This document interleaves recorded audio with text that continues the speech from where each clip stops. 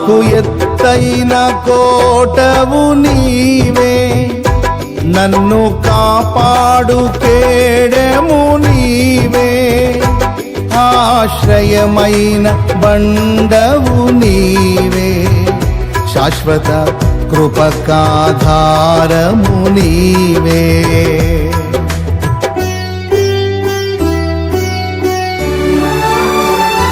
నాకు ఎత్తైన కోటవు నీవే, నన్ను కాపాడు కేడెము నీవే, ఆశ్రయమైన బండవు నీవే, శాశ్వత కృపకాధారము నీవే.